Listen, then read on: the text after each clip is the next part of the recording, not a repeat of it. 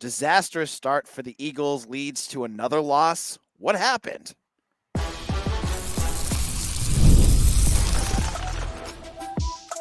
You are Locked On Boston College, your daily podcast on the Boston College Eagles. Part of the Locked On Podcast Network, your team every day. Hello, everyone, and welcome. This is Locked On Boston College, your team every day. I'm your host, AJ Black. Today's episode is brought to you by Game Time. Download the Game Time app, create an account, and use code Locked On College for $20 off your first purchase. This is our post-game episode. We did a Locked On Boston postcast, but it's time to talk about it. Thursday night was a really bad moment, probably the worst moment under Bill O'Brien so far. They fall behind 28-0 and end up losing big to Virginia Tech in Blacksburg. We're going to talk about Thomas Castellanos' bad night that turned a little better, but then back to bad again. The defense that looked like Swiss cheese and a whole bunch more. And to talk all about it, we have Mitch Wolf. Yeah, I thought Dan Mullen, or whichever of the commentators was, did a good job of describing how this game really felt like three games in one, because you had the first half, Virginia Tech races out this lead, BC has turnovers, can't really do anything. Come out of the second half, BC's dominating on both sides of the ball, gets to within a touchdown, goes run for it, doesn't get it, and then it flips back to how it kind of was in the first half. It's tough because it's tough with a game like this because a lot of things did go well. Even there was stuff that was even good in the first half on both sides of the ball. Mostly on the good stuff in the first half was mostly on offense. But when things go bad for this team, it's pretty much always like the worst thing possible, and that's kind of what's dooming them right now. And it's a lot of it is self-inflicted. I will say, like, Virginia Tech really it seems like they really hit their stride on offense. They looked more dynamic than they have almost this entire season. Obviously, Bashal Tootin, the running back, had a career night, set the record for most rushing yards in a game by a Virginia Tech running back. So that's, good for him. But he was unstoppable. Yeah, well, so let's break this down. So the game starts off slow. Virginia Tech scores a touchdown. Castellanos had one of 3 fumbles on the game that gives Virginia Tech the ball back on inside the red zone, I believe, and Virginia Tech just scores again. Mm-hmm. And it felt like at that point that this game was just completely over. Mm-hmm. But you're still feeling like maybe they could get back into it. Virginia Tech, there's more fumbling going on, and there's more issues with the offense. I think that was one of the biggest issues that I saw. We'll just talk about the first half now. Was that, yes, Tommy Castellanos, and I put it up on Twitter, I think it was either 5 out of his last 7 or 6 out of his last 8 drives ended with a turnover. Mm-hmm. He just looked completely disjointed. They were struggling with even simple things like that slow mesh to Kai Robichaux where they just dropped the ball. Mm-hmm. There was a lot of issues. What were you seeing with the offense? I mean, I could say what I saw, but I know you have some different perspectives. I mean, looking at the 2 fumbles, the first one, they run this speed option on 3rd and 1, which I don't love that play call, especially with the way they shifted, which emptied out the box for Virginia. They could have just ran up the middle, even from shotgun, and gotten first down without an issue. And so they run this speed option, which isn't something they do a ton of. They do it occasionally, but not very often. And I imagine Tommy was kind of holding the ball lighter just because it's an option play, so you kind of have it out in front. So it's not tucked, so it's easier to get stripped. So that happens. Next one, he just couldn't make a decision on a read option, and it ended up going to nobody, ended up on the ground, and Virginia Tech was able to recover inside the red zone, which is huge. And that's the thing about these BC turnovers, is they all seem to happen either in the opponent's red zone where you're coming away with 0 points, or it's happening like pretty deep inside your own territory. You're just giving the other team great field position to start their drive. And it's, again, like we talked about with Parker Fleming, it's a lot more difficult to defend 20 yards than 50 yards than 75 yards or what have you.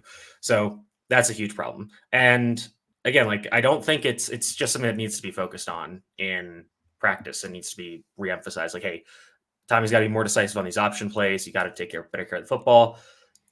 As Herman Boone says, remember the Titans, if you fumble the football, I'll break my foot off on your John Brown hind parts, and then you will run a mile. So I don't know if they're going to make him run around the res every time he fumbles, but this is a problem that is just, it's basically a non-starter for the offense. Like, this needs to be fixed before like anything else can be fixed, because it completely nukes the offense, and it means really nothing can get done. Yeah, it's like you're trading one vice for another, right? Like, so last year we saw him throwing all these interceptions. He was pretty. He had some fumbles for sure. Yeah, he definitely had some fumbles, but the interceptions are way down now. Yeah. And And you could almost live with him fumbling as much back then because he was running the ball so much. It's like there are going to be fumbles. Like he's running the ball, a ton every game, so that's going to happen sometimes. But in this game, we saw all those issues, and by halftime, it's 28-0. Bayshell Tootin, it looked like to me a lot. I think he had either 2 or 3 huge runs. It felt like 50 of them, but when he was doing that, it felt like guys were just, and I think Bill, when he was talking in the press conference after, was saying guys were in the wrong gaps, guys were out of place, and there were issues all over the place with that kind of stuff. Is that what you were noticing too?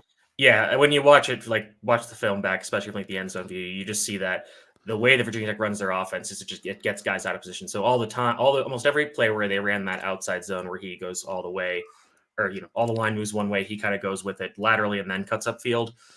All of those, you're also seeing a motion go back across the field. So because of Drones' mobility, you have to honor that motion because Drones could keep the ball, run the opposite way, and dump it down to the receiver. So you have to respect that. Otherwise, they're just going to not give the ball, take it, and go there. So you have to respect everything the offense is doing, which is a problem. This is the quote unquote modern triple option, if you will. And then BC just didn't have enough guys in the box, weren't getting guys where they needed to be to stop the run. Because if you looked at every play, they would, get the line moving in a certain direction. And there was one, I think on one of his touchdown runs, basically it's a zone play, but they kind of pull the tackle from the backside around. So he is almost kind of a lead blocker, and he pulls around and goes upfield and takes out the linebacker. And then that just creates this perfect pathway for Tootin. So, it's BC messing up, and it's also just good scheming by Virginia Tech to be able to have this very diverse offense that allows them to do anything they want pretty much. And that's why they only had 20 dropback passes, and most of them were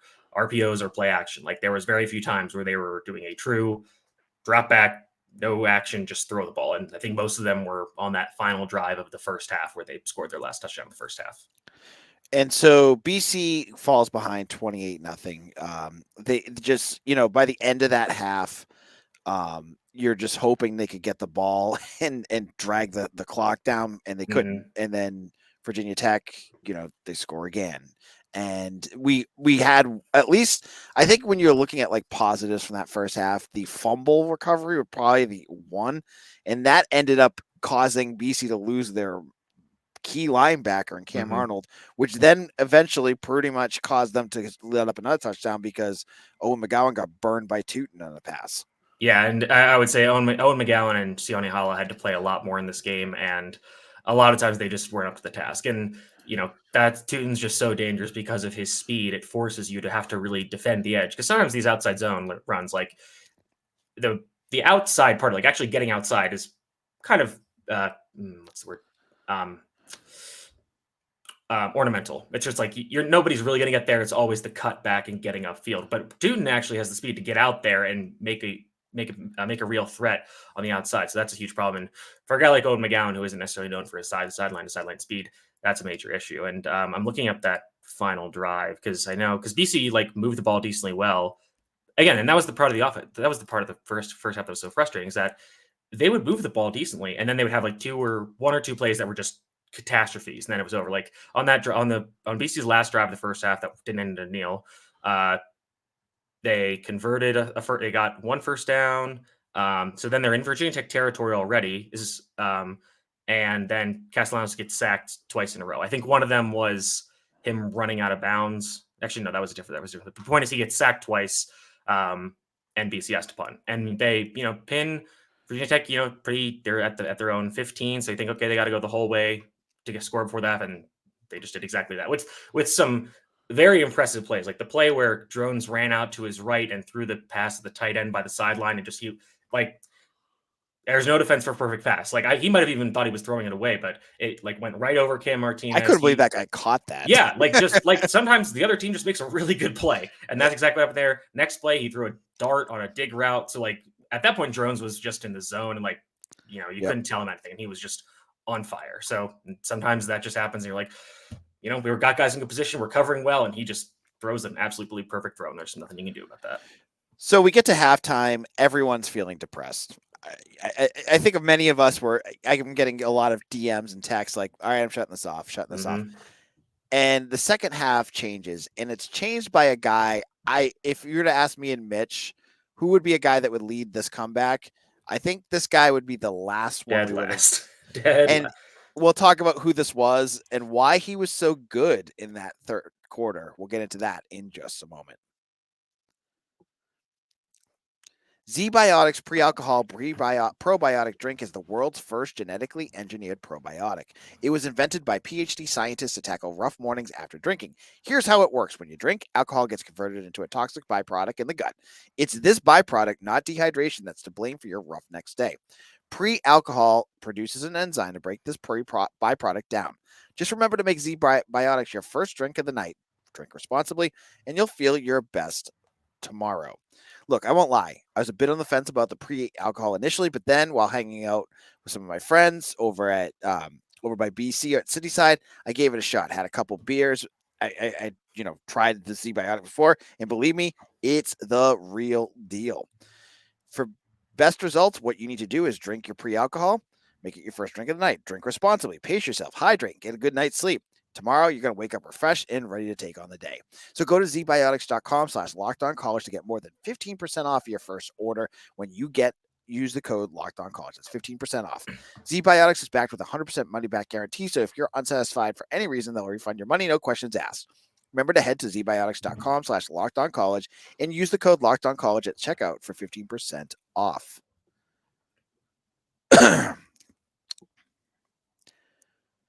This is Locked On Boston College, AJ Black. Thank you all so much for listening to our show. And again, if you want to get my initial reaction after the game, look at Locked On Boston Postcast and make sure you hit that subscribe button. It doesn't cost anything, and I go live after every football game. I'll be going live from the press box against Louisville on Friday night. You want to hear my thoughts after that game. So we're here with Mitchell Wolf of Eagle Insider to talk about the game against Virginia Tech. And as I said, going into halftime, it felt like this was the end. This was, going to be one of those games where things just fall apart. And the third quarter unleashed one of the most furious comebacks I can remember Boston College ever doing, where they scored 21 unanswered points and were dangerously close to tying this game. Mitch, what were your thoughts, and why is Cam Martinez? I mean, he would have been the hero to everyone if he actually pulled that win off. But what did you see out of him that was so different than other weeks where he kind of looked kind of lost out there? I mean, some of it is just right place, right time. So, Cam Martinez, I think going in the bye week, I did like this performance review article where I kind of put everybody in a tier of where they were. And Cam Martinez was in the bench tier, and that was the lowest tier. And I was like, this guy has been the worst player on this defense that has played like more than the Duquesne game. And this game, he was arguably the best player on the field for BC defensively, maybe besides Dominez Araku. Even, like I said, the play where the tight end caught the ball by the sideline, he's in perfect position. Throw was just perfectly, like nothing he can do there. He did his job. Other than that, didn't allow a ton of catches. Obviously, gets the interception, and a lot of the credit for that should go to Dominez Araku for forcing that pressure, and Drones just throwing it right to Cam Martinez, which I imagine Martinez was very surprised that the ball came to him because the tight end was still right in front of him. Like he could have just dirted it at the tight end's feet or really tried to throw it over him to the sideline. And he's just like, no, just throw it right to the defender. And Cam Martinez caught it. And that was a huge play. Next drive, I think the first or second play that Virginia has the ball, Dominez Araku strips the ball, I think. Yeah. And then Cam Martinez recovers it. And that's kind of, just being the right place, right time. He also got home on a slot blitz for a sack, which was huge. That set up 2nd and 17 or something like that. And the next play, Virginia Tech tries to go deep, and they couldn't do it. And, we talked about this in the pre-show or the pregame show. We're saying you can't let Virginia Tech beat you deep for explosive passes. And to BC's credit, they did not do that. Everything Virginia Tech was short or intermediate over the middle. And to Virginia Tech's credit, they usually do not throw over the middle and do not throw over the middle well. And in this game, they were really good at it. So that's credit to them. BC, I thought did a decent job, and again, Virginia Tech didn't throw that much. So I think they only had 20 dropbacks, 18 passes or so. So, not a ton to go on there. But yeah, I mean, Cam Martinez had an absolute baller game. Had some other good plays. Again, didn't really. That was the crazy thing is in the first half of the season, he was just getting absolutely toasted in coverage by anybody he was covering. And in this game, they didn't go after him as much, but that also just didn't happen. Where he was just in a lot better position on plays consistently, which was good to see. It was interesting because you looked at the the snap counts, and I think he even had more than Kari Johnson in this game. Yeah, Kari Johnson, he started, but they took him off. He missed 2 tackles. So I think they pulled him. And Martinez, it says he missed 1, but he had 5 more tackles. So this is according to PFF, so their stats are a little different. But it says that he led the team in tackles, which if that's your slot defender, that's pretty good. That means you're around the ball, you're making good plays. So, if he can keep this going, Kari Johnson can get back to form because he was playing very well going into this game. Then you at least have a rotation at the nickel spots. You don't have to just rely on one guy. And BC's been rotating them for most of the season since Martinez got healthy. So if you can have 2 guys there that are competent players, that's a very good thing for BC's defense. And so the defense, they do their job. In the offense is what also started to find their groove. And you saw Thomas Castellanos start to find, he was throwing the ball okay in that first half, but it was the fumbles obviously that killed him. But a 25-yard pass to Trayshawn Ward's the first thing that happens. And this all happens within 5 minutes. Then he hits Jeremiah Franklin, who is wide open, and Trayshawn Ward runs it in, and he just sliced right through. There was no one in front of him. So the offense, they get 21 unanswered points, and it looks like this is going to become a game. This looks like everyone is now going, holy crud, this is going to become a whole, all of a sudden we have a game on our hands. BC stops Virginia Tech again, and they're driving again, and then there's the play. And there's 2 big plays.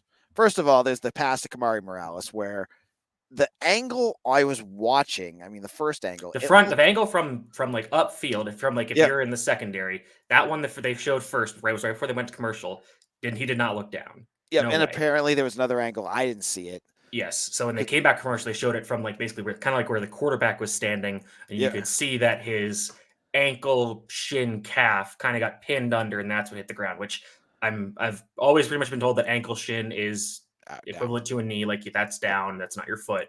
So, yep, that's a good call, and it's a game of inches sometimes, and it didn't break BC's way there. Next play, 4th and 1, they go with the hands. They go with the shotgun handoff, which as a play they ran the exact play earlier in the game, and it worked fine. Problem on that play is that Dwayne Alec and Ozzy Trapilo, they're both kind of working combo blocks. They're working double teams. And one of them, I think Alec, I'm not sure, one of them needs to climb to get the linebacker. And neither of them does. And the linebacker splits them and he makes the tackle for no gain, turnover on downs. So I tweeted about this whole shotgun thing. People are very upset about running from the shotgun. And first of all, if you look at any level of football now, almost the whole game is run from the shotgun at this point.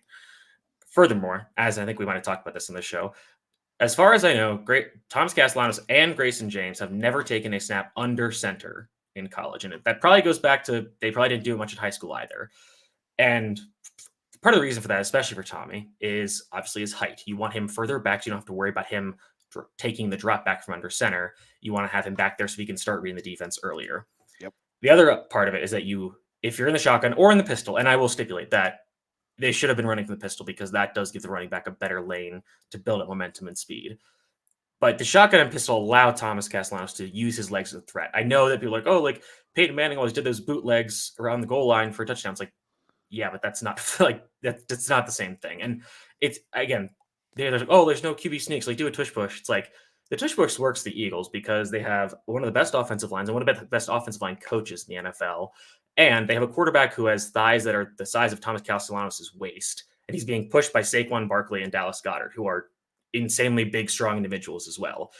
Thomas Castellanos is just a completely different player than Jalen Hurts in terms of physical build. And yeah, you could have Kai Robichaux and Kamari Morales pushing him, but it's not that these two things are not the same. So and as I mentioned to you in a text, I said the last time they tried to jam Thomas Castellanos into the line, he ended up missing the next game because he got hurt because he's not a big guy. Yeah. And that could happen again. He's going to get bounced around. And again, I would say, I think the play call is fine. Again, I would probably prefer something being pistol. And for those situations, and this especially it goes back to the other 3rd and 1 where they fumbled. When you're going to get in that situation, you need to do one of two things. You either need to spread the defense out so you have a light box to run into and you have more blockers than they have defenders, or put 7 or 8 offensive linemen on the field and just run. You don't even have to run the running back. Just run the quarterback power with Kai Robichaux leading the way. Just don't, you got to min-max. You can't half measure this, which they had the 2 tight ends and Reed Harris as the blockers in there. It's just put in the big dudes and go get the yard. Like, don't like, Don't be cute about it. Unless you're going to do like something more interesting, which they have almost never done in these situations, except for, well, they did the speed option. It didn't work because they fumbled. Like, if you're going to do it, just do it right. Go full bore one way or the other. Don't try to no half measures here. So that play fails, and lots of people got angry about it, and I get it. And from there, it turned into, as we said, there's 3 games in this. There was the disaster at the beginning, then there's this exciting comeback, and then it just falls apart again. An S-word sandwich, if you will. Yes. Yep. It was a turd sandwich. And so the game just falls apart from there. Tootin has another humongous run. There is the Bill O'Brien's decision to go for a field goal. Yeah. Down 14. If you've listened to the press conference, you can hear his response to me. He wasn't happy to answer that, which I thought was a fair question. I'm going to say that again. I wasn't gotcha. I think he acknowledges. I think he's like, I think the thing is in that moment, BC is facing 4th and 13. Yeah. Which 4th and 13s are almost impossible to convert with like, unless you can get a penalty, which is, kind of random.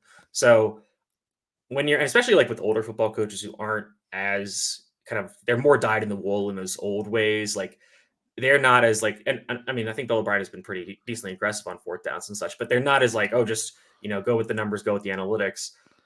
And I think he agrees, like, we probably should have gone for it. It's just, you're driving, you're still, I think they're down 14 at that point. They're down. You're 14, not yeah. like, you've been playing well. Like, you're not out of this. Yep. Obviously a field goal doesn't change, but if you do get it, you at least have something to show for it. And maybe you can, not completely lose momentum, which then of course they muff the field goal snap, which they have Sam Candotti back on the team apparently. And he was the holder instead of Luke McLaughlin. So that got messed up. I will say, like, I've been generally pretty complimentary of Bryant Worrell, the long snapper, but I feel like I have noticed that his snaps are usually fast and high. So they might want to, turn that down a little bit. But yeah, I mean, I think he knows. He's like, yep, that was a mistake. And, it's a hit dog hollering, if you will, where it's like, yep, you hit it on the nerve. And he's just like, yep, I'm not happy with myself about it either. Yep. And that's fine. That's part of the job. And I was just an interesting part of that game. And then, so they fall apart. And the fourth quarter, the BC's offense. They had that play in the end zone where Jaden Skeet, if he hit that. Yeah. They had a few opportunities down there. Like they got to 4th downs and weren't able to convert. And a lot of times because they were then in like 3rd and 4th and longs. And one of them was because of a penalty. One of them was a sack because Kevin Klein had to come in for Jude Bowery. And Kevin Klein should not be playing offensive tackle at any level of football because he's very bad at it, especially in pass protection. And yeah, I mean, they had some good play calls. They had some good stuff drawn up. I thought there were times where Virginia could have been called for pass interference and would have been completely legitimate, but that's how the cookie crumbles sometimes. And there were times like Castellanos hit on some big plays to get. Like, he had the one big deep pass to Reed Harris, which was great. He had another one that he just missed Harris on, and they got roughing the passer, so they got yards out of it. But Virginia Tech probably takes that. They're like, we'll take the penalty because because the reason why this happens is because the defensive lineman loops around and he's got Castellanos dead to rights. And Castellanos, because the guy is coming at him, he can't really step into the throw and be as accurate as he wants. So he just kind of has to throw it with his arm, and then he gets just destroyed. And then he like just misses Harris by like a few inches. So, if that doesn't happen and he can complete that pass, that might be a touchdown. That, gives BC some life, and maybe they can mount it like kind of a second comeback from there. So, yeah. There's a lot of it was a very up and down game with very high peaks and very low lows. In a moment, I want to talk about just some takeaways from this game. I want to talk about Will Lawing and the offensive play calling. I want to get Mitch's takes on that and kind of the feeling of where things are going for the rest of the season. Is there's a lot of tough games still coming up for BC, and we'll get into all of that in just a moment. I am a huge fan of going to concerts, theater, sporting events, whatever gets me out of my house and into live entertainment is my jam. And I have been using Game Time for the last 2 years, and I want to recommend it to you too. Game Time has a new feature called Game Time Picks that make getting tickets to see your favorite teams play live even easier. Hey, say you want to go to the Louisville game this Friday night, right? You go onto Game Time, they'll show you where the seats are available, they'll give you the prices, and with Game Time Picks, they're going to give you the best prices and best deals on the site. It gets rid of all the fluff, gets you right what you need, so you get your tickets, you'll be at the game before you know it. So get onto Game Time. Get the seat viewfinder. It helps you find where you're going to go. When I went to that BC Virginia game last year, it got me underneath a awning so that I wasn't getting rained on. That was a key for me. I love Game Time. I think you will too. Take the guesswork out of buying Game Time tickets with Game Time picks. Download the Game Time app, create an account, and use code LOCKEDONCollege for $20 off your first purchase. Terms apply. Again, create an account and redeem code LOCKEDONCOLLEGE for $20 off. Download Game Time today. What time is it? It's game time. This is Locked On Boston College, AJ Black. We're wrapping things up here on our post-game show about the game against Virginia Tech. It's going to be another quick week as BC plays against Louisville on Friday night in Chestnut Hill. It's homecoming. And we need to talk a few things here before we get to that about some of our takeaways.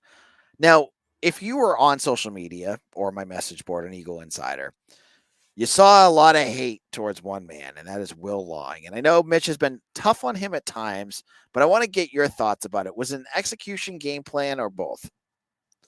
AJ, what do you think I'm going to say? Execution. No, it's both. It's everything's. It's always both. Everything. It's always both. There's always multiple reasons for everything. It's never just one thing. Right. And watching the tape of this game again, like BC did some things very well in offense. They ran the ball pretty well consistently throughout this game. Turbo Richard had an awesome game.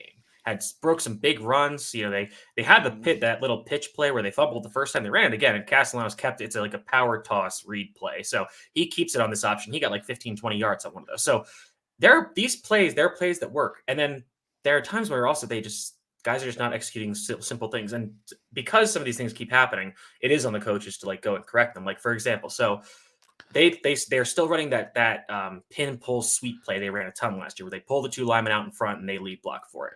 But the problem is that a lot of times they are getting too far outside or upfield to the outside that guys can kind of get to the inside of the blockers and make the tackle for a loss on the sweep play.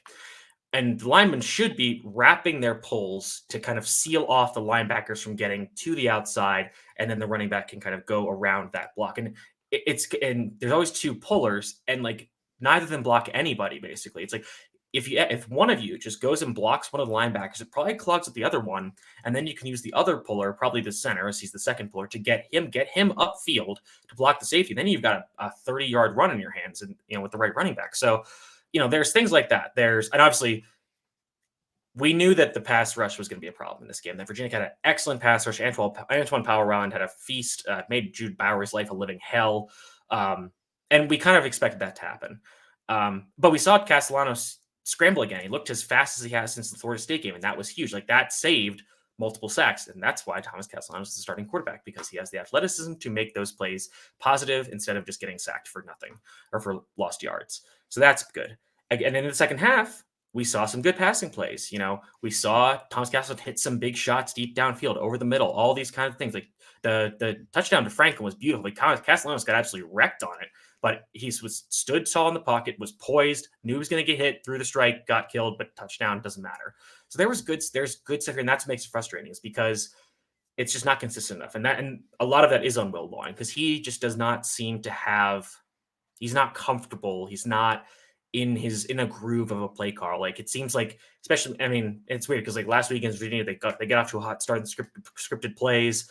And then they fall off. This game, have some struggles, but it's mostly turnovers. So it's not necessarily his fault because of the plays, but some of it is, but not the majority. And then the second half, they come back out and they're, fired on all cylinders. So I think because I'm not sure if he was a play caller back when he was the OC at Juniata College back in 2011 or whatever, but it's clear that he is just not comfortable as a play caller yet. And obviously he knows his offense very well. He's been working with O'Brien for the past decade plus, but maybe it's just because he's still like figuring out the personnel, because God knows there are some very confusing personnel decisions this team is making on offense, namely John Montague playing over Jaden McGowan and Jerron Bradley not getting enough snaps, because those guys are good players and they need to get the ball more and be on the field more. So that is a problem. And some of the failures of execution, which are some repeated mistakes, are the fault of the coaches, where you need to go and correct that. And if it's not being corrected, that's a problem. And of course, there are times when guys are just making mistakes and not executing the way they need to. And a lot of that comes down. A lot of them come back to, sadly, the right guard position, which has been a very big problem for this team. But even in this game, you saw the rest of the line really struggling in run blocking, at points. And again, other points they were executing very well. So he just needs to be more consistent. And I always have trouble like with this talk of like an offense having an identity, because you don't want to be like one dimensional. You don't want to just be like, okay, we're going to run the ball this way and that's our identity. It's like, no, you need to be a multifaceted offense. Otherwise, you turn into what BC was at the end of last year on offense, even what they were in 2022 when they really couldn't do anything. So I struggle with the idea of an offensive identity, but maybe Will Long, it's more about just like finding his identity as a play caller. And again, they have to fix the turnover problem, because we talked about this going into the game. I was like, I think Thomas Castellanos can turn over once and they can find a way to win. And he turned over twice and probably could have had at least one more, maybe two more. You have those drives at the end of the game where he's kind of playing aggressive and he was kind of avoiding interceptions, but these fumbles still, the turnovers are killing this offense and really limiting the team's ability to win games overall.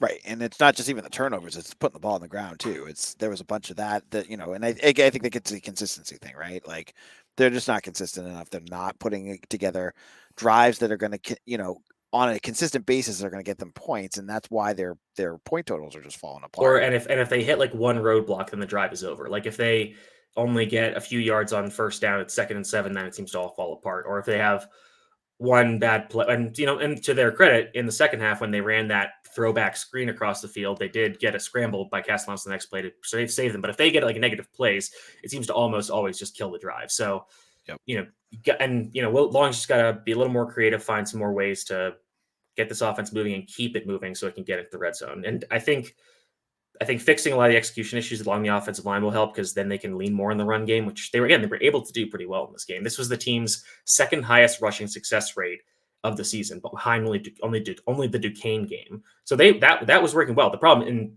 you look at the EPA, it's terrible because the 2 fumbles are there, and that skews the numbers. But the rushing success rate, where it's just, did this run generate positive EPA or not? And it's a binary question. Yes, this run was successful. They had more of those in this game, at least by percentage, than any other game this season besides Duquesne. So that part is working. If they can keep consistently leaning on that, that can help open things up. But right now, until we see it be more consistent, it's hard to just really rely on this team. And in their defense, when we went into the season, we saw these 2 games were like, those 2 are probably going to be losses. So we thought Virginia Tech might be a little worse. That Vanderbilt losses aged well. They seem to have figured some stuff out. Louisville is looking like a pretty good team. So let's not kill this team twice for, we went into the season. Okay, those teams are better. They're probably going to beat BC, especially going down to Blacksburg on the road. That's going to be a tough game. And Louisville's still a good team that could give BC trouble. So let's not, I think BC has some winnable games down the stretch of this season. Let's see if they can get some issues fixed in these games, regardless of the result. And then they can use that down the stretch against teams that are more beatable. Yeah, we're going to be talking more about this Louisville game coming up soon, and we're actually out of time because we went over today. But we're going to talk. We have a lot this week, so I'm going to be joined by Locked On Louisville later this week. We'll do a crossover episode on Thursday, recording on Thursday. For Friday, we'll have Mitch back on for our predictions and preview show, and then anything else I'll be doing solo for the rest of this week. So check it out. Make sure you hit that like and subscribe button. Mitch, where can people find your work? You can find me at Mitchell T. Wolf, WOLFE on Twitter. Check out our Working Eagle Insider. I'll have the game rewatch pieces out early this week. Then we'll get on to the Louisville matchup report and preview game. So, another quick week and then back to a bye week. And, we've seen some interesting results. And, I think this team is going to need that bye week, especially, you hope that Cam Arnold is going to be able to come back. Because if BC has to go deeper on the depth chart at linebacker, it could be a very long end of the season. Yeah, you might want to put your bell on for Pete Thamel if you're on Twitter. The Angel of Death. The Angel of Death has been striking for BC recently. Yeah, follow me on Twitter at AJBlack247. You can, again, check out all my work over at Eagle Insider here on Locked On Boston College and everywhere else. Thank you all so much for following along, and we'll see you again for another episode of Locked On Boston College, your team every day.